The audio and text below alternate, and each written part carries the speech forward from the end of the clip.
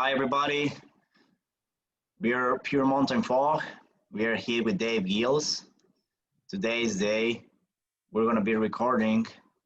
We have a meeting with him. The intention of this meeting is because everybody's been asking me who's Dave's. So now we have the opportunity to be with Dave. Dave, thanks so much to be with us today. How are you, Dave? I'm great. I'm excited to be with you, and I'm excited to get to know your staff and allow your staff and customers to know me and what we are doing. Thanks so much, Dave. I know you're a very busy man, so this means that you're regarding us, that you're giving to us. It's very, very important for us. So, well, thank you a lot, Dave. We're gonna get started. First, they've been talking to me and they've been asking me about you. So, first of all, I wanna talk to you about your personal life. So, Dave, tell me about it. Did you practice any sports? Did you practice something? I love sports. I love all kinds of sports. I love to watch American football as well as um, basketball, baseball. I played baseball in high school, but I think my most avid sport right now is golf. I love to golf. And so Perfect. I like to spend time on the golf course with my wife. That's perfect. Golf is amazing. Golf's a great sport. Perfect, Dave. So next question is going to be, Dave, do you practice any religion, anything at all? I do. I am a member of the Church of Jesus Christ of Latter-day Saints. Uh, Okay, we are Christians. We're sometimes nicknamed Mormons, okay.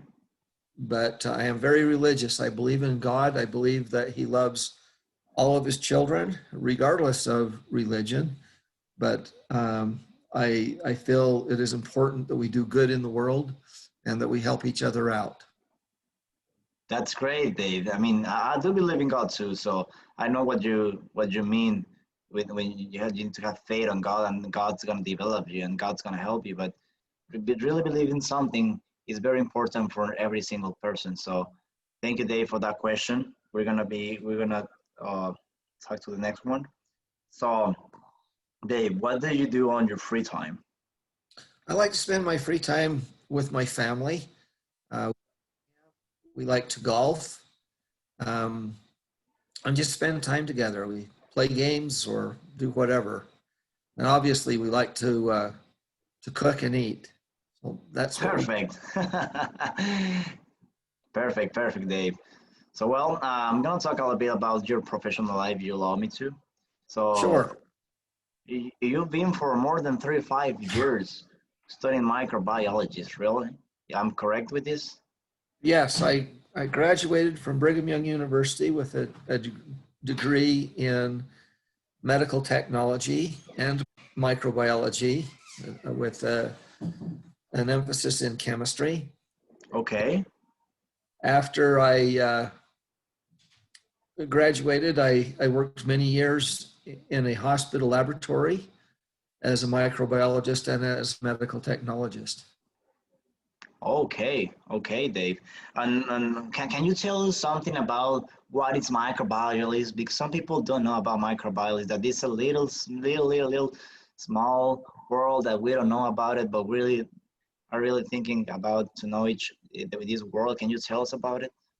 Sure, microbiology is essentially the study of microorganisms. These are organisms that are too small to be seen by the naked eye. This would include things like mold, bacteria, viruses, um, or other living organisms that are just very tiny.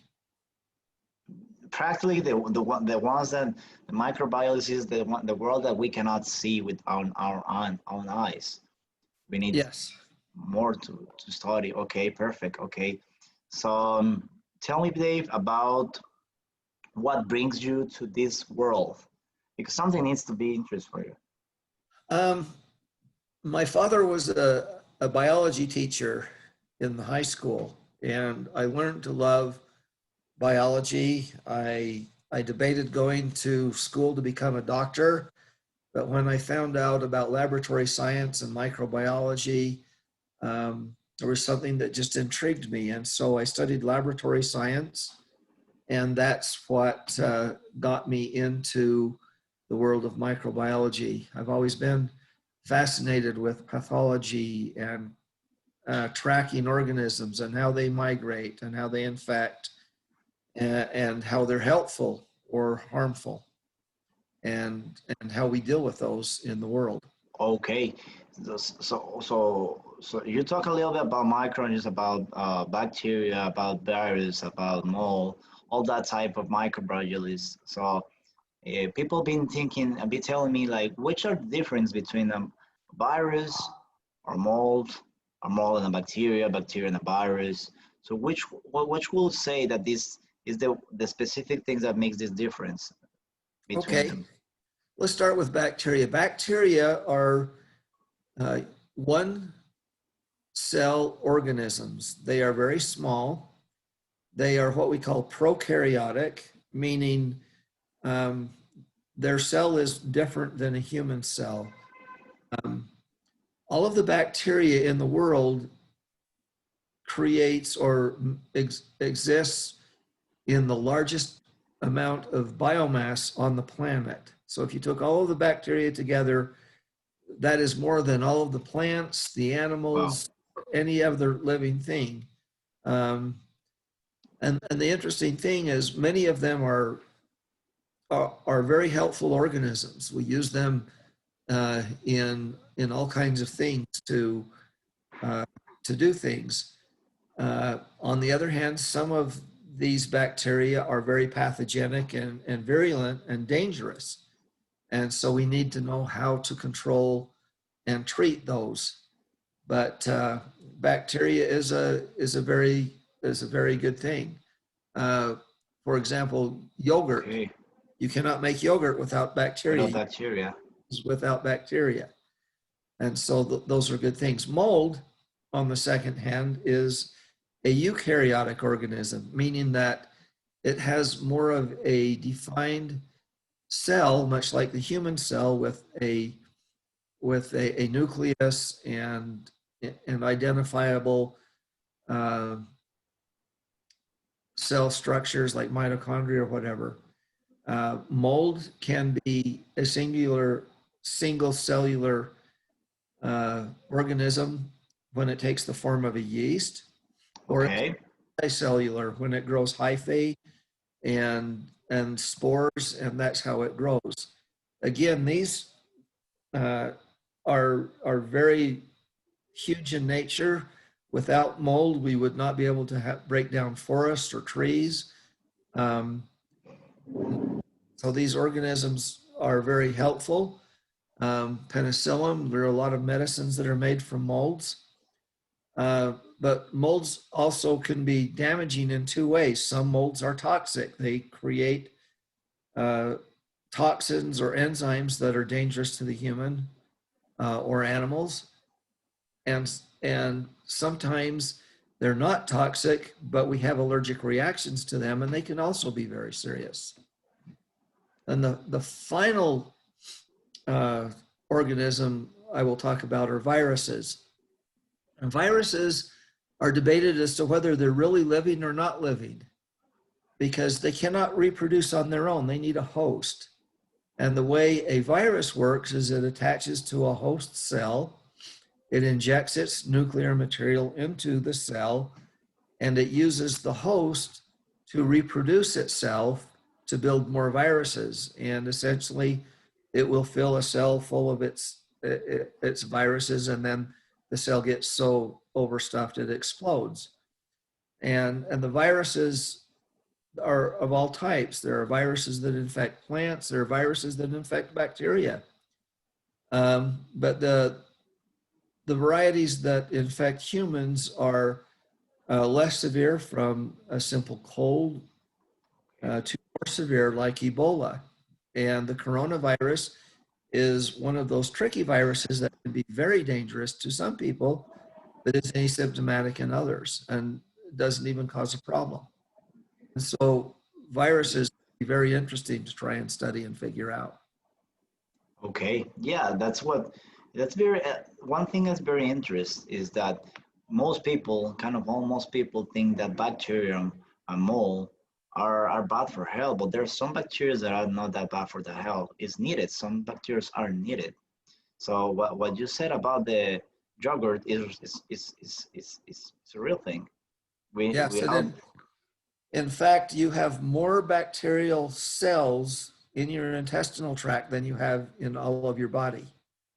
Most of the cells that we have in our body are red blood cells, and but the bacteria alone in our system and on our skin way outnumbers the actual number of cells that we have, including the red blood cells. that's a very interesting note.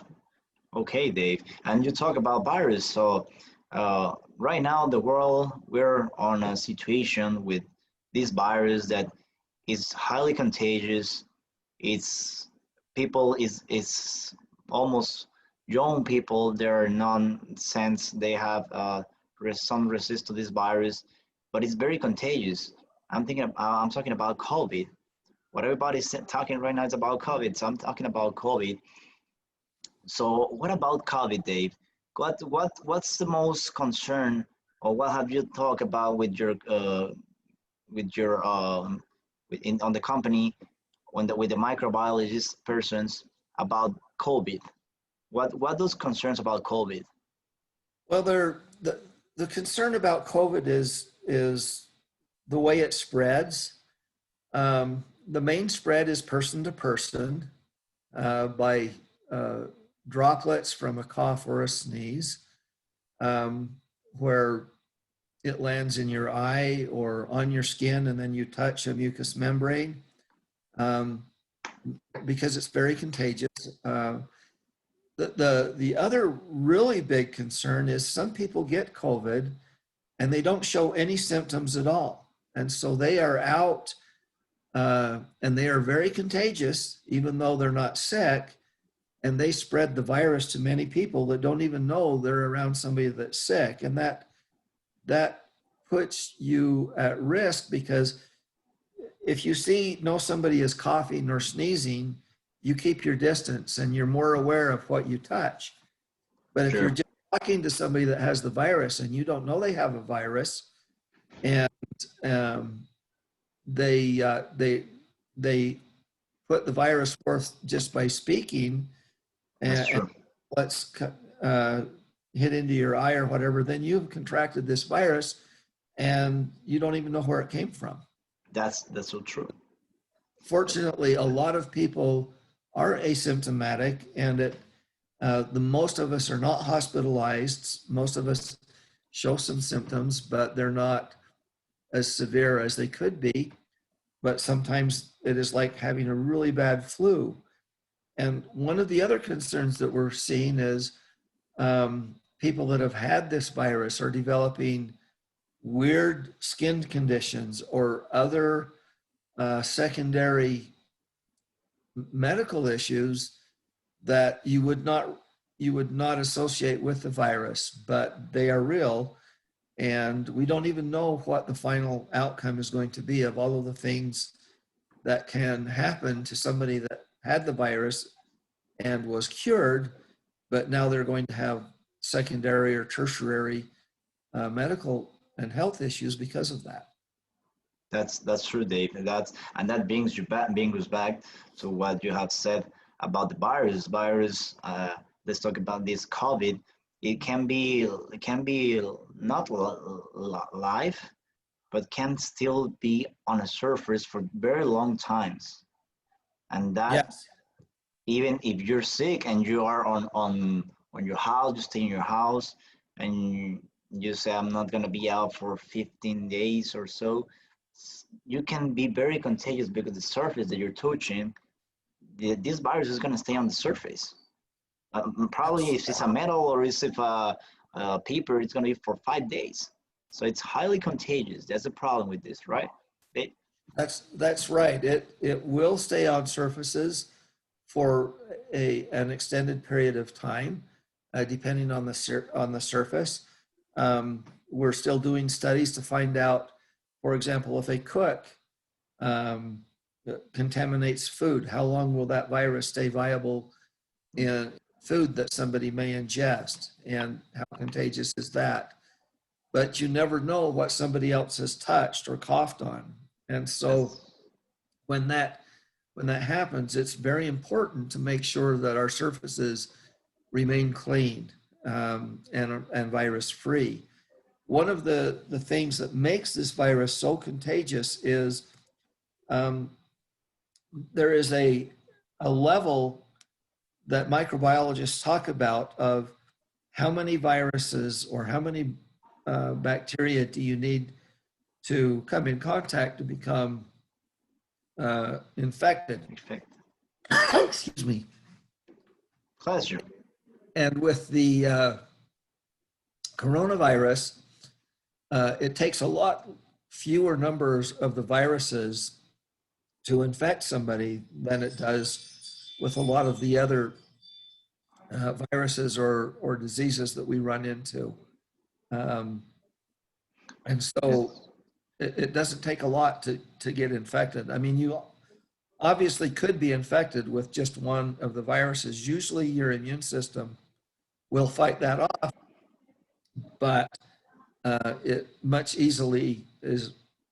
more easily Get. overwhelms a new host.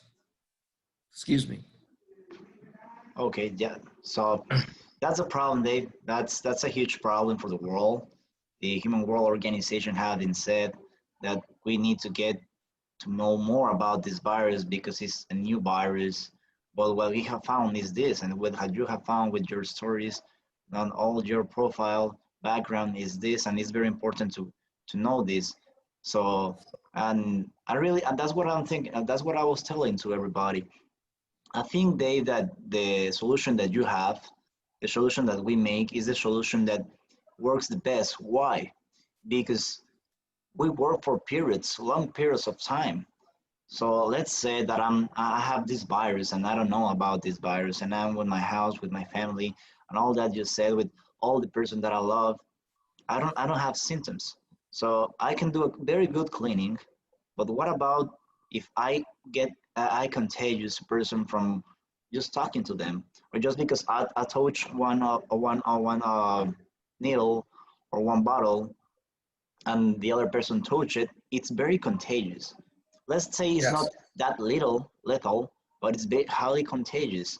And this contagious is like you know, a summary of persons that it will say, or it will get to one person that is with healthy problems, he's unhealthy, and it will be the takes, it will be the risks to take out his own lives. This virus will take out his own lives. So it's I think the solution what we have, the solution about dry fog, that's what I'm talking about, the solution with alpha and omega, it's very good because first of all, with dry fog, we really eliminate not just virus, but bacteria.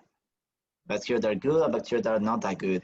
Outdoor bacteria and indoor bacteria, mold indoors, every every single type of microbes that are on the surface that we touch are being eliminated, right? So that's something very interesting. We don't just fight virus. People think that sanitation, every single sanitation company here fight virus. We fight every single microorganism. But I think our mission, Dave, and if you allow me to talk about it, is protect. Is protect with very long period time surface. So you don't need to be clean all the time. You can feel safe with your family if you have or you don't know, because sometimes you don't know that you're infected or not.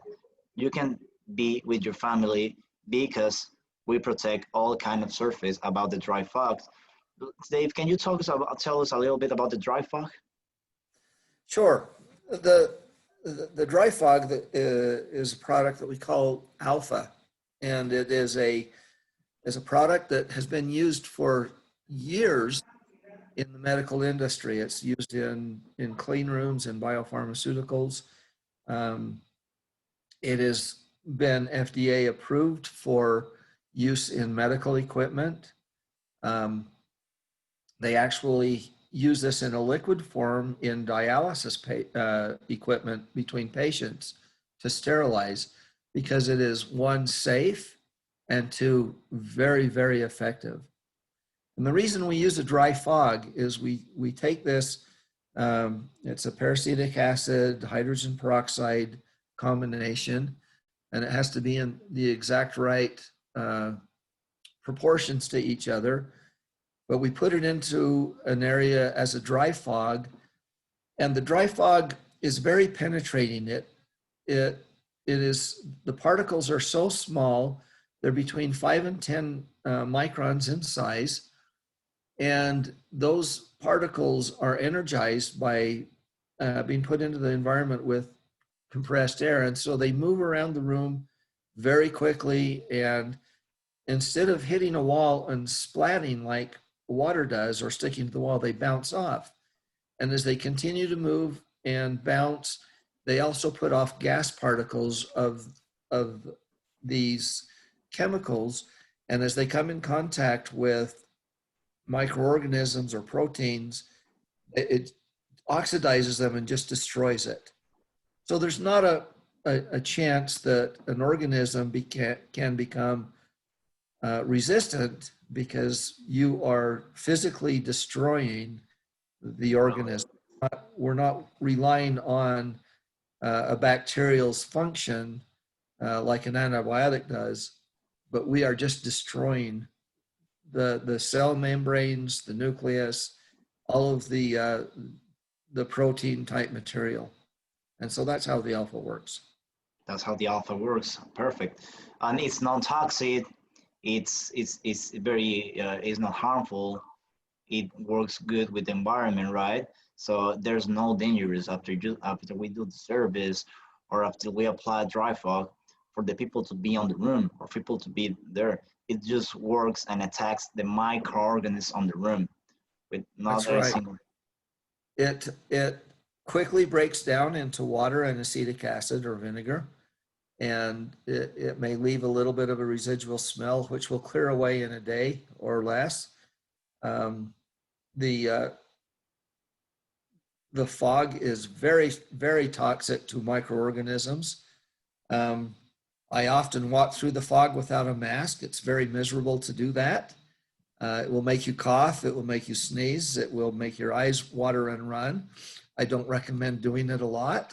Not at all. But it can be done, as it is safe. And when the air is cleared, there are no heavy metals left behind, residual chemicals. There's nothing harmful left at all. And in the proportions that we use it, in the diluted quantities, it is safe to pour down a drain. Obviously, the concentrate that our professionals use before they dilute it has to be handled with care, because it is a very oxidizing acid. That's true. In our environment, it is safe. Perfect, Dave. That's the alpha. And the omega, how do the omega work? Because people is very interested about omega, because it's the one that really brings us to protect the surface.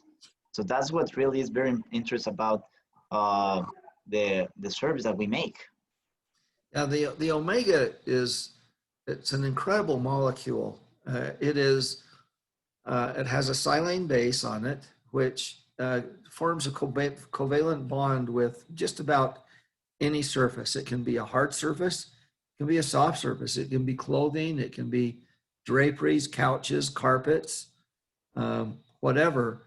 But this molecule will bind to a surface, and the rest of the molecule is like a long sword or a spear that has a positively charged nitron molecule towards the base and a long carbon chain that sticks straight out. And it physically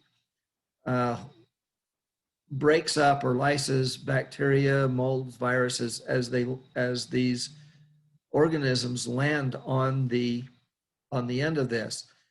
Most of the outer membranes of these microorganisms are negatively charged, and this molecule has a positive charge at the base, so it actually attracts them, pulls them on, And also as it contacts them, there's an electrostatic charge that goes off that actually shocks and helps denature the organism, the spore, the virus, the bacteria, whatever it is, and destroy the toxins. Interestingly enough, people say, well, now that it's done this electric charge, it's useless, it's gone. But because of the nature of this molecule, it freely gives up that electron to the atmosphere or static electricity, whatever, and it regenerates itself and goes back to a positive state. And because it adheres so tightly to surfaces, the only way you get rid of it is by wiping it off. And it takes 90 days, a lot of abrasion to wipe off on door handles or things that are touched a lot. It will eventually wear off in about 90 days. But if it is on a wall, on a ceiling, it will stay there almost indefinitely because it is not easily rubbed off. Chemicals do not harm it. You can wash a table with bleach or other cleaning agents, and it will not come off unless you use something very abrasive, such as an Ajax or a Comet that has something in it that is abrasive. Perfect.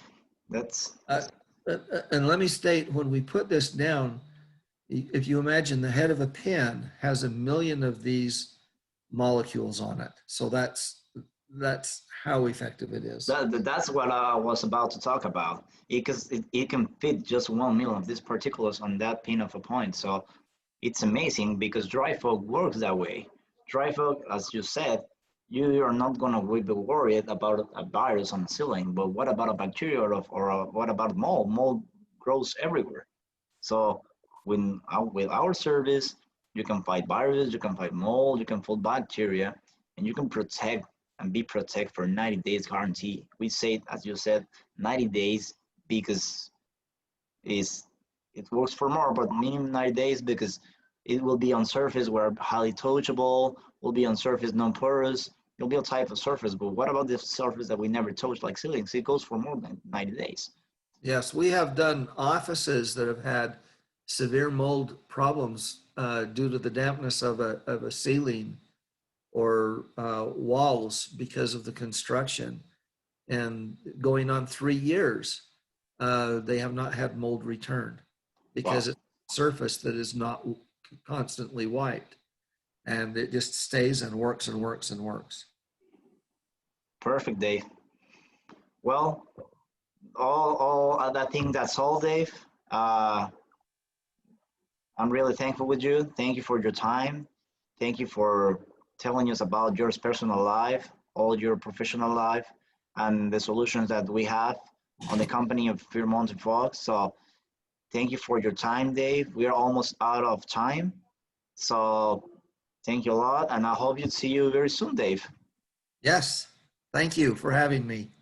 And I am readily available to answer questions or talk through situations that you might have questions about, especially when it comes to the chemistry or the microbiology. Perfect. I'm down here. I'm gonna put a link below so people can get to know you better. They can see your videos or the web pages, so they can get to know you better, Dave.